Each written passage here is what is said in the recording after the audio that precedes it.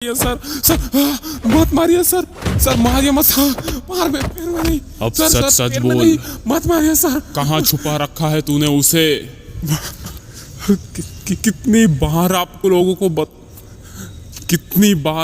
को बता चुका हूँ, मैंने नहीं छुपाया उसे। मैं तो खुद ढूंढ रहा हूँ उसे। आप लोग मेरे साथ ऐसा नहीं।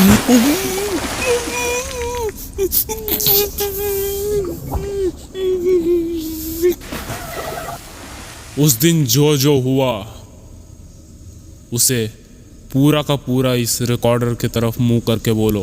बताता हूँ, लेकिन आप वादा करो कि आप विश्वास करोगे,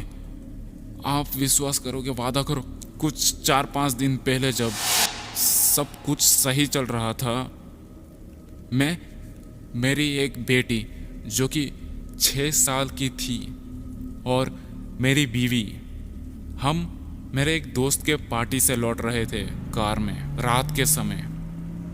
तभी बालाजी रोड को पार करते ही मुझे गाड़ी रोकना पड़ा, क्योंकि मेरे गाड़ी के सामने एक बड़ा सांड मरा पड़ा हुआ मिला। इस चीज को देखकर हम तीनों बहुत डर गए। आसपास रात का सन्नाटा और अलग ही डरावना माहौल था।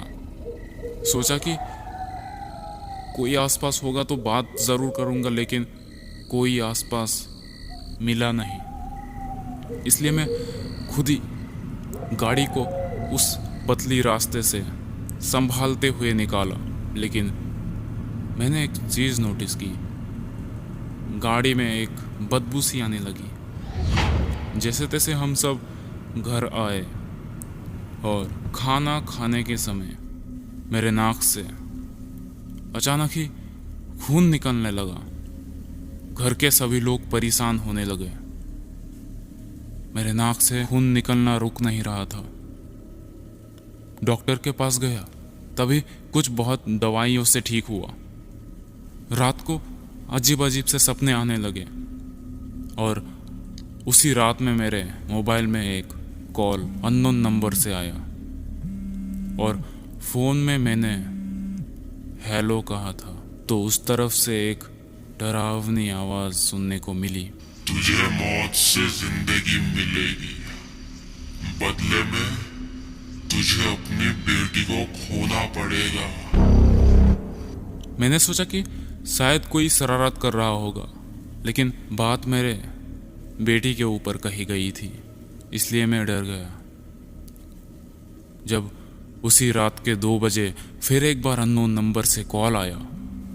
इस बार मैंने हेलो नहीं कहा, मैंने कहा कि तू जो भी है, अगर ऐसा दोबारा करेगा तो मैं पुलिस में कंप्लेन कर दूंगा। ये बात कहकर मैंने सोचा कि शायद वो अब डर जाएगा, लेकिन तुझे मौत से जिंदगी मिलेगी, बदले में तुझे अपनी बेटी को खोना पड़ेगा।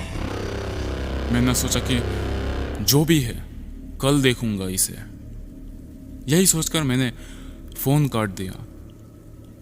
अगले दिन ऑफिस पहुंचा तो मैं दिन भर का काम खत्म करके मैं लौटा घर, लेकिन मुझे क्या पता था कि मेरे साथ कुछ ऐसा भी होगा। घर पहुंचा तो देखा मेरी बीवी परेशान थी और वो भी मेरी बेटी को गोद में लिए हुए। मेरी बेटी को कुछ खरोंचे आई थी किचन में भाग दौड़ करने के लिए। मुझे गुस्सा आया तो मैंने भी डांट दिया उसे। ठीक से ख्याल भी नहीं रख सकती अपनी बेटी का। मैं कुछ ज्यादा ही टेंशन में आ गया था, क्योंकि तभी मुझे याद आया कि पिछले रात में क्या हुआ था। तो उस रात में गया पुलिस स्टेशन, ये देखने के लिए कि आखिर कौन अननोन नंबर से कॉल किया था रात के समय।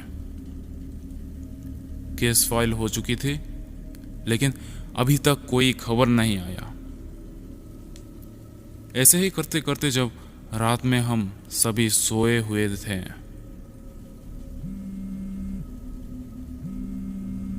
हेलो, तुझे मौत से जिंदगी मिलेगी, बदले में तुझे अपनी बेटी को खोना पड़ेगा। मैंने आवाज़ को रिकॉर्ड करने की खूब कोशिश की, लेकिन पता नहीं कैसे, लेकिन आवाज़ रिकॉर्ड हो ही नहीं रही थी। ये आवाज़ सिर्फ रात को ही नहीं, दिन को भी आने लगी थी। मेरी परेशानी बढ़ गई। दिन भर का काम, टेंशन, थकान, मैं बहुत ही तंग आ चुका था, और इन सभी के बाद रात के वक्त तुझे मौत से जिंदगी मिलेगी, बदले में तुझे अपनी बेटी को खोना पड़ेगा। मेरे मन में इतना गुस्सा चढ़ गया कि उसे फोन में ही पेल दिया, गाली गलौज करके फोन काट दिया, और फिर फोन आना बंद हो गया था। 3-4 दिन आराम से बीते, इसलिए हम सब कुछ भूल चुके थे। लेकिन चौथे रात को मेरी बेटी को उल्टी आई। मेरी बीवी माया उसे संभालते हुए वॉशरूम में ले गई, और यह सब देखते हुए मैं घर में रखा हुआ दवाई निकल रहा था। मेरी बेटी अंजू को दवाई खिलाकर सुला दिया। उसके बाद मैंने मेरी बीवी से पूछा कि कहीं उसने गलत चीज़ तो नहीं खा लिया, ध्यान रखा करो। और इतने में ही मेरे कुछ ही दूर में रखे हुए फ़ोन बज उठा। अब मेरे मन में इतना खौफ कहाँ से आया ये मुझे भी नहीं पता। डरते डरते मैं माया को पहले सोने को कहा, उसके बाद अपने बजते हुए फ़ोन के तरफ बढ़ा, और जब कॉल पिकअप किया, Your plan validity will expire within 2 days. Recharge now to enjoy uninterrupted. मैं मोबाइल को जोर से पटकने ही वाला था कि मैं रुक गया, ये सोचकर कि इसमें मेरा ही नुकसान है। घड़ी में रात के 8 बज रहे थे। सुबह काम के वजह से जल्दी उठना था, इसलिए सो गया। अगले दिन ऑफिस में बीता, और जब फिर रात को घर आया तो मेरी बेटी की तबीयत ठीक लगी, इसलिए डॉक्टर के पास नहीं गया। लेकिन कम वक्त किस्मत, रात के 12 बजे पास में ही मेरी बेटी सो रही थी कि जब अचानक उल्टी और रोने की आवाज़ एक साथ आई।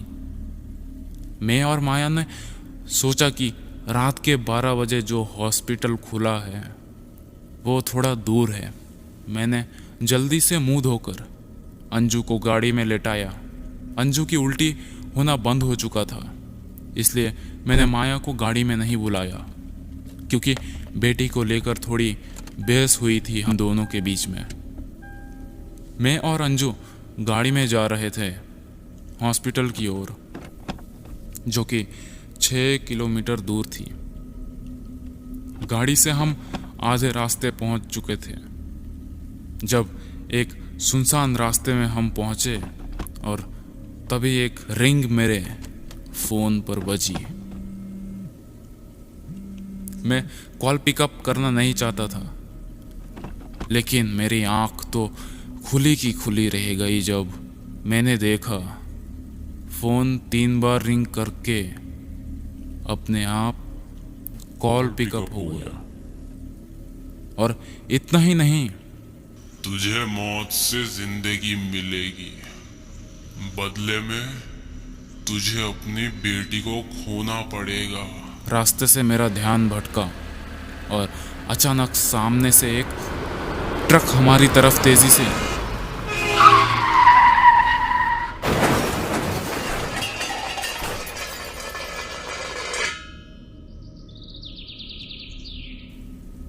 आंख खुली तो मुझे दिखा मेरी बीवी माया परेशान होकर पूछ रही थी कि हमारी बेटी अंजू कहाँ है। तो मैंने कहा, अंजू कहाँ गई? हाँ, रात को तो यहीं पर थी। इस बात को लेकर मेरी बीवी ने बहुत लड़ाई की। मैं कहता रहा कि मैं नहीं ले गया उसे, मेरी बेटी तो यहीं पर ही सो रही थी। मेरी बीवी से झगड़ा करके मैं चल गया स्कूल के तरफ कि कहीं आज अंजू बिना कहे ही स्कूल तो नहीं चली गई। लेकिन मैं भी तो पागल था, स्कूल तो 10 बजे खुलता है ना। मैं अड़ोस पड़ोस में बहुत ढूंढा, बहुत तलाशा, लेकिन मेरी बेटी मुझे कहीं नहीं मिल रही थी। रिश्तेदारों को भी फ़ोन किया, सब लोग मिलकर मेरी बेटी को ढूंढ रहे थे। और इन सभी के बाद मैं पुलिस यानी आप लोगों के पास आया। मुझे लगा था कि आप लोग मेरी मदद करेंगे, लेकिन आप लोगों ने मुझे यहाँ तकलीफ के ऊपर तकलीफ दिए जा रहे हैं। अगर तू इतना ही सच बोल रहा है तो इस सीसीटीवी फुटेज में तूने अपने बेटी को हॉस्पिटल तो ले गया, लेकिन वापस आने के समय अकेले क्यों आया? इसके बारे में मैं कुछ नहीं बता सकता। मत मारो सर, मत मारो। मत मारो, मारिए मत सर, मारिए मत। मत मारो सर, अरे मत मारिए सर। आपको क्या लगता है ऐसे करके मैं नहीं बचूंगा? ये लोग इस हालत में मुझ पर ही शक करेंगे, मुझ में कोई भी विश्वास नहीं करेगा। शायद मुझे ही कुछ करना पड़ेगा। मैं नहीं रह सकता इस 4 दीवार के अंदर, वो भी तब जब मेरी बेटी मुश्किल में हो। एक बार मेरी बेटी मुझे मिल जाए, फिर मुझे गिरफ्तार करेंगे तो कोई दिक्कत नहीं। अगले दोपहर को किसी ने मेरे सलाखे के अंदर खाना भेजा। जब मैंने खाना खाया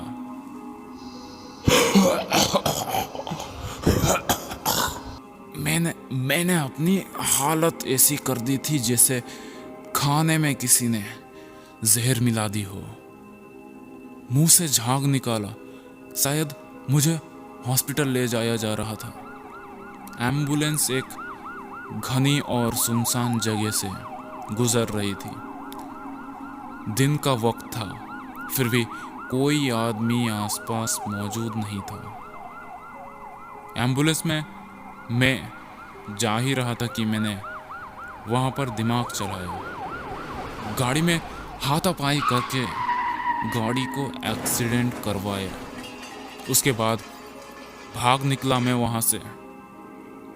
पहले तो एक जगह कपड़े बदले, उसके बाद खाना खाया, और अब वक्त था शाम का, यानी मुझे मेरी बेटी को ढूंढना पड़ेगा। मैं उस तरफ गया जिस तरफ सीसीटीवी में दिखा था गाड़ी चलाते हुए। उस जगह पर पहुंचकर मैंने याद करने की कोशिश की कि शायद मैं यहाँ आया था, लेकिन मुझे कुछ याद क्यों नहीं आ रहा। हाँ, शायद मैं यहाँ आया था, मुझे कुछ दिखा था यहाँ। लास्ट में मुझे एक ट्रक ने टक्कर मारी थी, और उसके बाद क्या मैं सर पटकने लगा। मुझे क्यों कुछ याद नहीं आ रहा। मैं पूरा जंगल में छान मारने लगा कि कहीं वो चीज़ तो नहीं हो गई जिसका डर हर पिता के मन में मनहूस तरीके से आ ही जाता है। मेरे पसीने छूट रहे थे कि कहीं वो सब तो नहीं हो गया जिसको सोचने पर भी घिन और डर आता हो। रात हो चुकी थी, ना ही जेब में फ़ोन, ना ही घर का हालत पता थी मुझे। मैं एक जगह पर बैठा, मेरे सर एकदम नशे जैसा हिल रहा था। शांति से मैं सोच रहा था कि अब क्या करूं, लेकिन तभी मुझे वो दिखा जिसे कोई भी देखकर खौफ के समंदर में डूब जाए। सामने 2-3 सियार शायद किसी चीज को खा रहे थे या सूंघ रहे थे। अंधेरे की वजह से कुछ ठीक से नहीं दिख रहा था। मैंने जो कपड़े चुराकर पहने थे उसमें एक लाइटर जरूर था। उसे निकालकर जलाकर मैं वहां गया जहां कुछ सियार उस अनजान चीज को खा रहे थे। कुछ घिन सी लग रही थी मुझे। मेरी आंखें उस नज़ारे को देखकर चौड़ी होती गई, लेकिन लाइटर को पास करके पता चला कि यहाँ कुछ खाना पड़ा हुआ है, 25 सड़ी हुई। यानी सुनसान जगह में ये खाना किसने पहुंचाया? मैं एक गलती करते करते बचा। मैं सब कुछ इग्नोर करने ही वाला था, क्योंकि मुझे याद आया कि यहाँ खाना पहुंचने का एक ही उपाय है। मुझे ये याद आया कि मेरी बेटी ना ही सिर्फ पेट के दर्द से परेशान थी, बल्कि उसे तो उल्टियाँ भी आ रही थी। मैंने वापस उस पचे हुए खाने को चेक किया तो हाँ, कोई अच्छा खाना नहीं, बल्कि किसी की उल्टी ही है ये। मैंने आसपास खोजा, खंगाला कि कहीं किसी ने यहाँ गाड़ तो नहीं दिया मेरी बेटी को, या किसी ने कुछ और तो नहीं कर दिया। अंधेरे ने तो पहले से ही मुझे अंधा कर रखा था, लेकिन जितना भी दिख रहा था वो भी धुंधला दिखने लगा, आंखों से निकलते हुए आंसू की वजह से।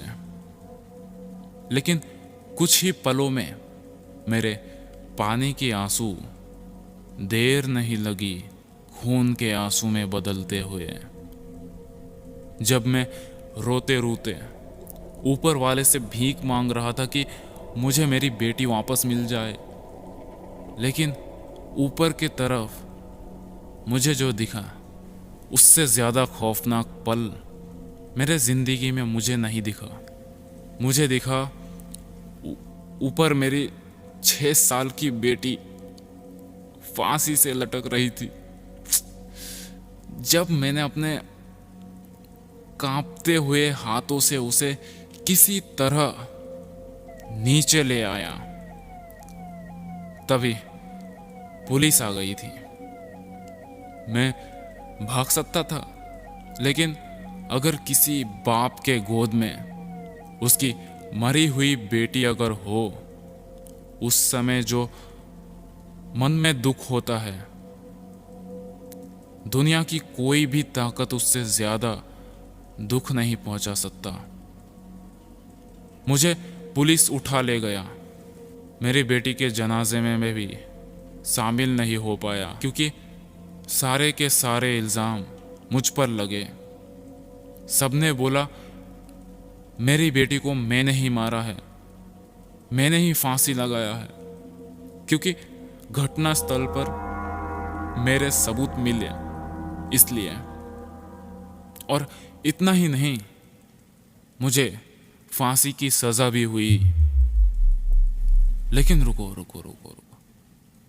अब यहाँ आप लोगों के मन में एक सवाल ज़रूर रहेगा कि मुझे तो फांसी हो गई थी, तो मैं अभी आप लोगों को ये कहानी कैसे सुना रहा हूँ। तो बात यह है कि जब मुझे फांसी में लटकाकर मेरे लाश को भेज दिया गया था दफनाने के लिए, लेकिन अंदर कब्र में ही मुझसे किसी ने कहा, दूसरी जिंदगी में स्वागत है तुम्हारा।